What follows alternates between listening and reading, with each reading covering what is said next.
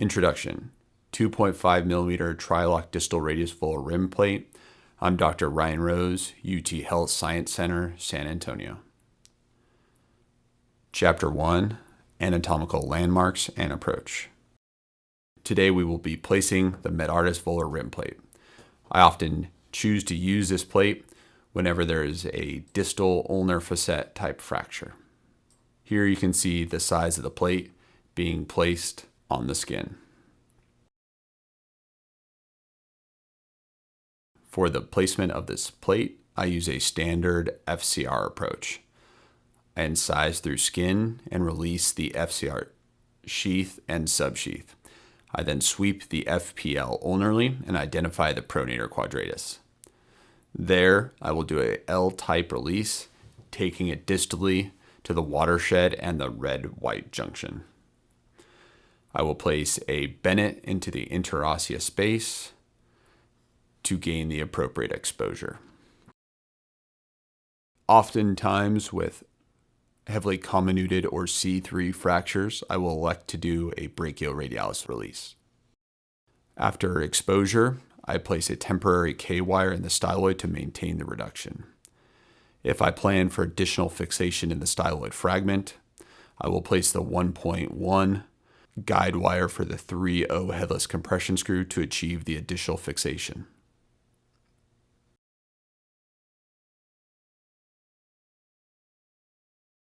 For appropriate placement of this plate, you must identify the volar rim. The goal of this plate is to be quite distal, so you must take that into account on your dissection seen here.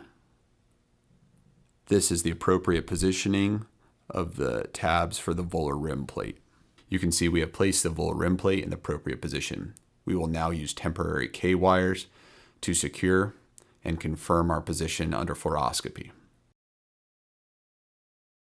Note with the distal radius volar rim plate, the distal tabs are bendable to support fixation of the volar rim fragments.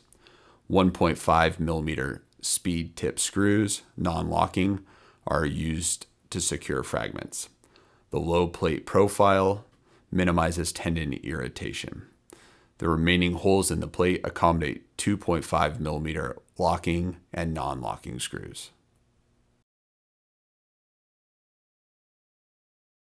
After confirming position under fluoroscopy, I then place 4 distal screws, the first being cortical, securing our plate distally in place. Next, proximally, I place a cortical screw in the oblong hole, which if needed can aid in your volar tilt. After securing proximally in the oblong hole, I then bend the tabs. You can use a K-wire distally on the volar rim. It can accommodate up to 35 degrees of bend, which is quite a significant amount, aiding in securing fragments. Before placing the speed screws, I do like to confirm the bend of the distal tabs and their positioning. After confirming the placement of the tabs, often you will find you only need to place 1 speed tip screw. The other tab will function biomechanically as a buttress. At this point in time, you can place additional screws as needed in a drilling and filling fashion.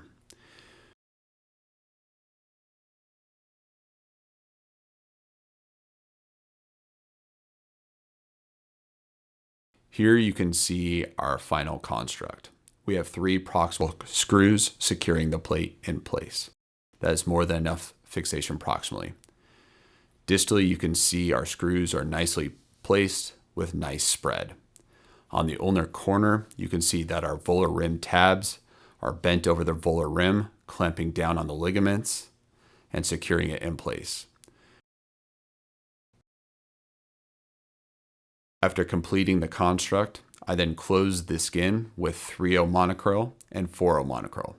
I place the patient in a small volar resting splint for 3 to 5 days at most.